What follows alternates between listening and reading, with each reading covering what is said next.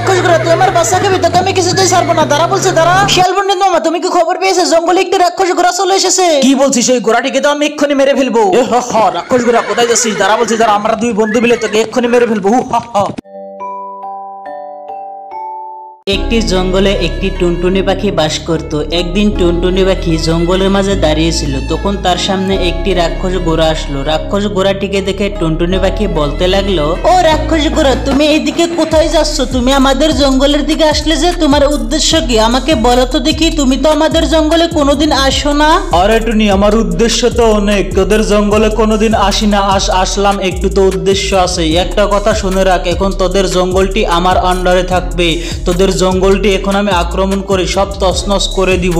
দেখো রাক্ষস ঘোড়া, আমাদের জঙ্গলে তুমি কোনো ক্ষতি করো না, প্লিজ তুমি এখান থেকে চলে যাও। আমাদের জঙ্গলে অনেক টুনটুনির ছোট ছোট বাচ্চা আছে, তুমি চলে যাও। হা হা হা, টুনি তুই এটা কি বললি? আমি তো ওই টুনটুনির বাচ্চাগুলো, শিয়ালের বাচ্চাগুলো সব খেতেই তো এসেছি। থাক তুই, এখন আমি জঙ্গলের মাঝে যাই। এই বলে রাক্ষস ঘোড়াটি ওখান থেকে চলে যায়। হাই হাই, এটা আমি কি শুনলাম? এই রাক্ষস ঘোড়াটি তো জঙ্গলটি নষ্ট করে ফেলবো। এক্ষুনি আমি শিয়াল পণ্ডিতের কাছে যাই, শিয়াল পণ্ডিতকে সব কথা খুলে বলি।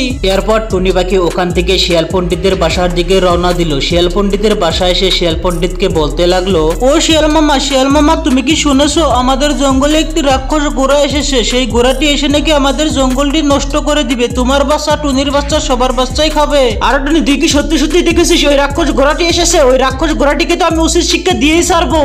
হ্যাঁ শিয়াল মামা, আমার সামনে দিয়ে আসলো। আমি বললাম যে এই জঙ্গল দিকে চলে যাও, তারপরও এইসব কথা বললো যে সবার বাচ্চা খাবে। এই টুনি, তাহলে আর আমি এখানে দেরি করছি না, বুঝলি? আমি এক্ষুনি আমার গাড়িটি নিয়ে গিয়ে ওই রাক্ষস ঘোড়াটিকে এখান থেকে তাড়িয়ে দেওয়ার ব্যবস্থা করছি। তুই টুনিকে গিয়ে খবরটা দিয়ে আস।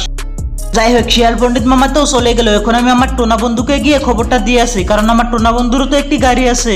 এরপর টুনি তার বন্ধুর পাশে যেতে লাগলো, কিন্তু এইদিকে শিয়াল পণ্ডিত ওই রাক্ষস ঘোড়াটিকে তাড়া করলো। রাক্ষস ঘোড়াটিকে দেখে শিয়াল পণ্ডিত বলতে লাগলো, এই তারা বলছি তারা, আমরা দুই বন্ধু চলে এসেছি, তোকে আজকে মেরেই ফেলবি। তুই আমাদের জঙ্গলে এসে আমাদের বাচ্চা খাবি। এই তারা বলছি রাক্ষস ঘোড়া, এই রাক্ষস ঘোড়া দাঁড়া দাঁড়া, কোথায় পালাচ্ছিস? ধর। শিয়াল পণ্ডিত যেতে লাগলো, কিন্তু শিয়াল পণ্ডিতের হাত থেকে রাক্ষস ঘোড়াটি পালিয়ে গেল। আর এইদিকে টুনা তার বন্ধুর পাশে এসে বলতে লাগলো, ও টুনি বন্ধু তুমি কি খবর পেয়েছো? আমাদের জঙ্গলে একটি রাক্ষস ঘোড়া এসেছে। সেই ঘোড়াটি এসে আমাদের জঙ্গলটি নষ্ট করার হুমকি দিয়েছে। কি বলছো বন্ধু? ওই রাক্ষস ঘোড়াটি তো অনেক দুষ্ট, আমাদের জঙ্গলটি কি সত্যি সত্যি আক্রমণ করে ফেলবে? এখন আমি কি করব?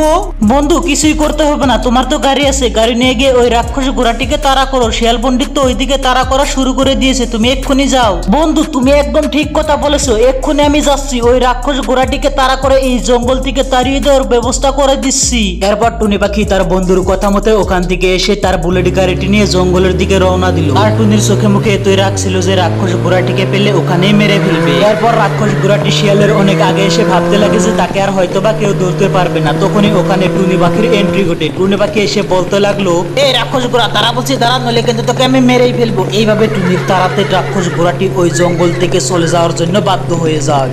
বন্ধুরা তোমাদের কাছে আমাদের এই ছোট্ট গল্পটি কেমন লাগলো? যদি ভালো লাগে তাহলে সবাই একটু চ্যানেলটি সাবস্ক্রাইব করে ভিডিওতে লাইক করে দিও।